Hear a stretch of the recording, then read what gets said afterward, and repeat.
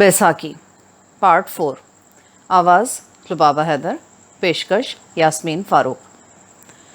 मैंने नहायत ही मुस्तहकम लहजे में कहा, वज़ीर अली, वैसे तो कादिर बख्श के हाथ लगने के बाद ही हकीकत हाल पर से पर्दा उठेगा, लेकिन मुझे पता चला है कि जब आपदा का कत्ल हुआ, कादिर बख्श जाए वक़्वा से 5 मील दूर चकजीवना में मौजूद था। जब वो रायपुर में था ही नहीं तो फिर वो आपदा को कत्ल कैसे कर सकता है? क्या आपको यकीन है कि आपदा के कत्ल के वक्त कादिर बख्श रायपुर में नहीं था? वो मुतज़ब्ज़ब नज़रों से मुझे देखते हुए बोला, मैंने बताया है ना, मुझे कहीं से इस बात का पता चला है। तस्दीक तो उस वक्त हो सकेगी जब कादिर बख्श वापस रायपुर आएगा। उसकी बीवी फरीदा ने बताया है कि वह आज शाम को या कल किसी वक्त चकजीवना से वापस आ जाएगा। वो यहाँ से गया कब था? वो आपदा की मौत से 9-10 घंटे पहले अपनी भेड़ बकरियों के हमरा रायपुर से रवाना हुआ था। फरीदा ने उसकी रवानगी के वक्त की तस्दीक की है। कादिर बख्श और फरीदा तुमसे सिर्फ 3 घर के फासले पर रहते हैं।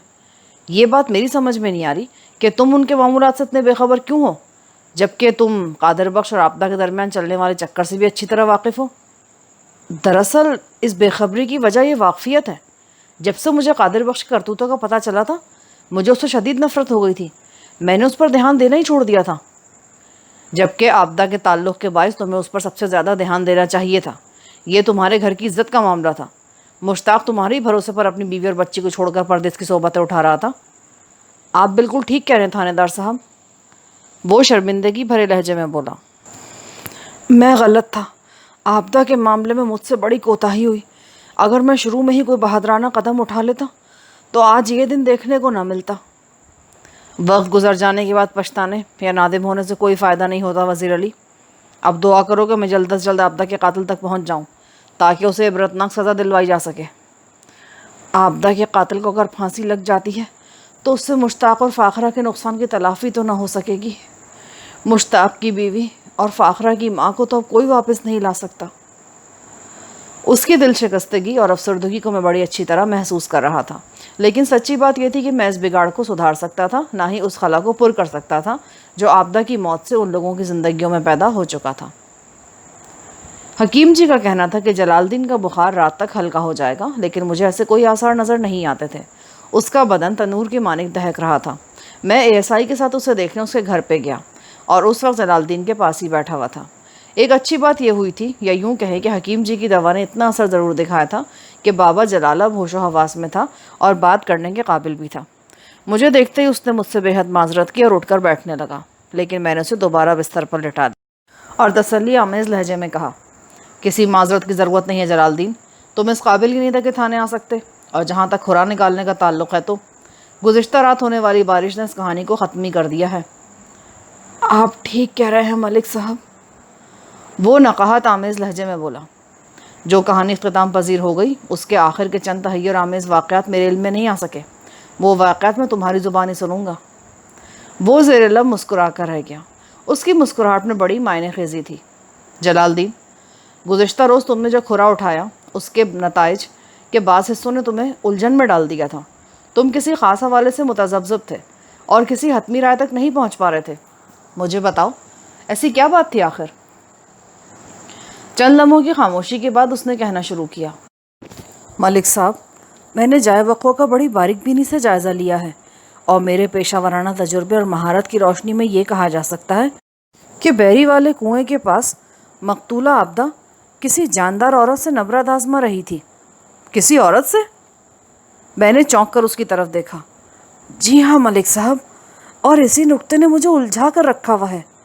जाए वारदात पर जहाँ मकतूला की टूटी हुई चूड़ियों के टुकड़े और दीगर अशिया पड़ी मिली, वहाँ 2 अफराद का खुरा बड़ा वाज़े नज़र आया है। पाँव के उन निशानात से पता चलता है कि वो दोनों अफराद एक दूसरे से उलझे रहे हैं, और मेरी माहिराना आँखें ये नतीजा अख़ज़ करने पे मजबूर हैं कि वो दोनों अफराद 100% औरतें थीं। औरतों के पाँव के मखसूस दबाव के बायस उनका खुरा मर्दों की बनिस्बत बहुत मुख्तलिफ होता है।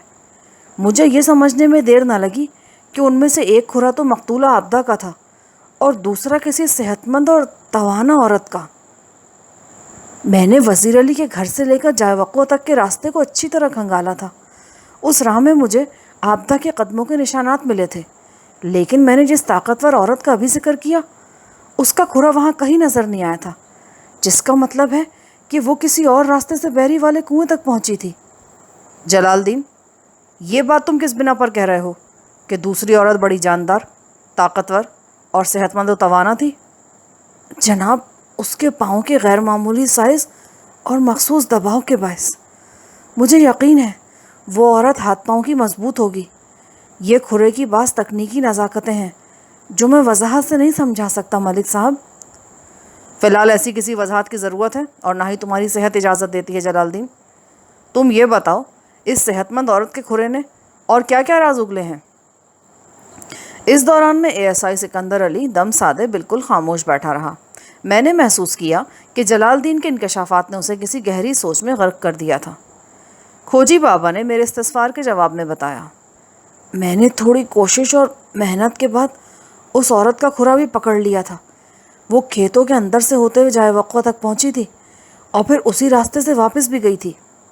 لیکن وہ کہاں سے چل کر جائے وقوع تک پہنچی تھی اور واپس کہاں گئی؟ وہ جہاں سے آئی تھی واپس وہیں پہنچی تھی، وہ پروسوک لہجے میں بولا۔ میں اس کے کھرے کا تعاقب کرتے ہوئے ایک ایسے گھر تک پہنچا جو مقتولہ کے گھر سے صرف 3 مکان کے فاصلے پر واقع ہے۔ تم قادر بخش کے گھر کی بات کر رہے ہو جلال الدین؟ میں نے سرسراتی آواز میں پوچھا۔ اسی لمحے سکندر علی کی جوشیلی آواز میری سماعت سے ٹکرائی۔ ملک صاحب، میں نے قادر بخش کی بیوی فریدہ کو بڑی باریک بینی سے دیکھا ہے۔ وہ باب جلالے کے بتائے ہوئے قد بت پر 16 آنے پوری اترتی ہے جناب، بڑے بڑے ہاتھ پاؤں، صحت مند اور توانا جسم۔ میں بھی کل اسی نتیجے پر پہنچا تھا ملک صاحب، جلال الدین نے دھیمے لہجے میں کہا، اور اسی بات نے مجھے الجھا دیا تھا، اور میں چاہتا تھا کہ آپ کی خدمت میں کوئی حتمی رپورٹ پیش کرنے سے پہلے میں ایک مرتبہ پھر کھرے کا جائزہ لے لوں، پر بارش نے سب کچھ ختم کر دیا۔ جلال الدین نے متوقع قاتل عورت کی آمد و شد کا جو روٹ بتایا تھا وہ وہی کھیتوں کا راستہ تھا جہاں سے حوالدار نبی جان کو وہ رسی ملی تھی، جس کے بارے میں میرا خیال یہ تھا کہ آبدہ کو موت کے گھاٹ اتارنے کے لیے اس رسی سے اس کے گلے میں پھندا ڈالا گیا تھا۔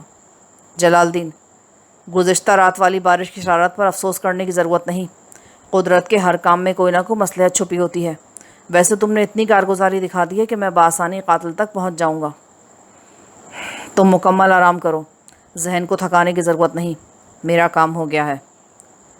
وہ تشکر آمیز فخریہ نظر سے مجھے دیکھنے لگا۔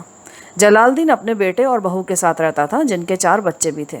میں نے اس کے بیٹے کو خصوصی ہدایت کی کہ وہ باپ کا بہت زیادہ خیال رکھے۔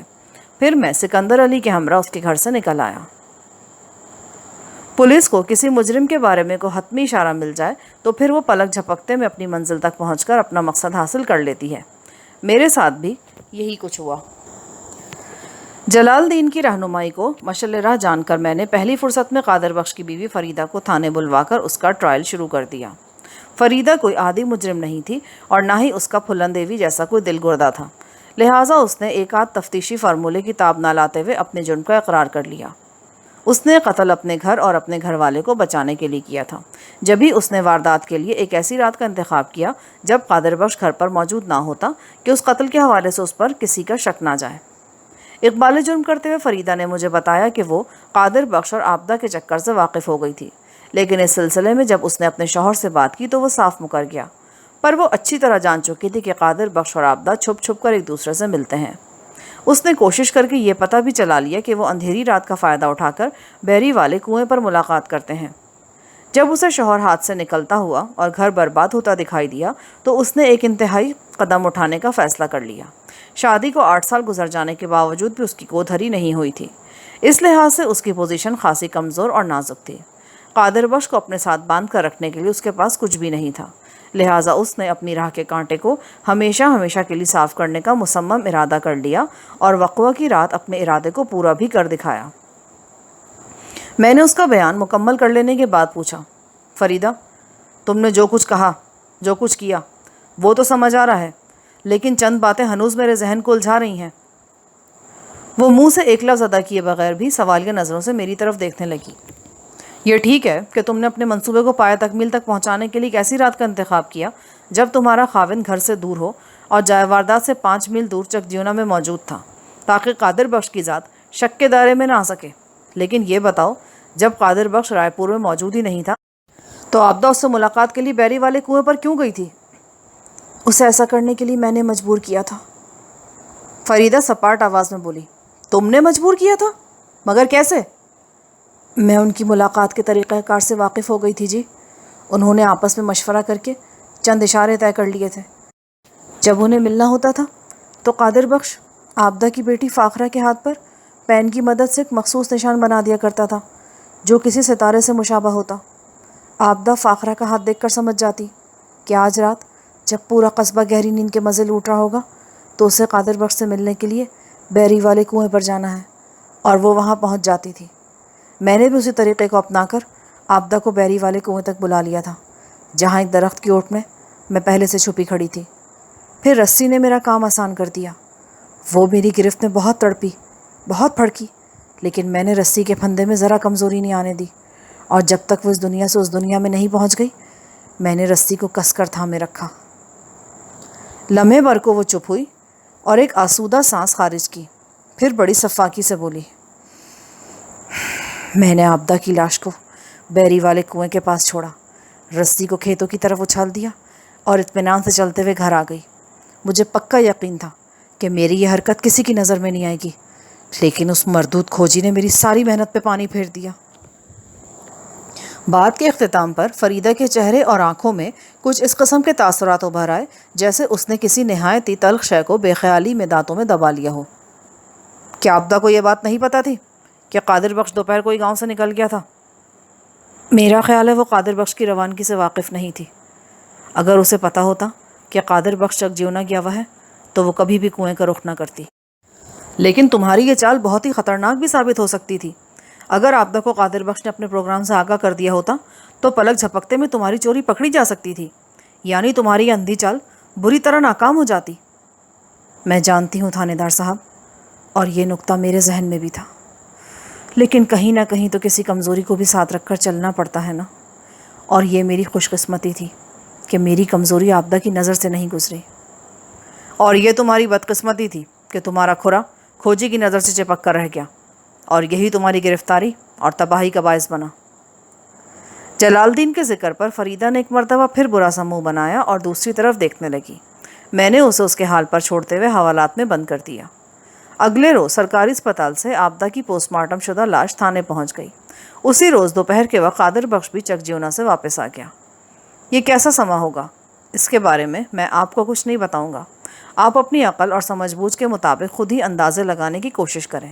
میں تو ان لمحات میں صرف اور صرف مشتاق کے بارے میں سوچ رہا تھا، وہ مشتاق جو اپنی بیوی بچوں کی خوشحالی اور ان کے تابناک مستقبل کی خاطر رات دن پردیس کی سختیاں برداشت کرتا رہا، اور اس کی بیوی یہاں برائی کی راہ پر گامزن تھی۔ اس کا شوہر 3 سال سے اس کے پاس نہیں تھا، لیکن اس کا مطلب یہ تو نہیں تھا کہ وہ اپنے بے لگام جذبات کی تسکین کے لیے ایک کمزور بیساکھی کا سہارا لے لے۔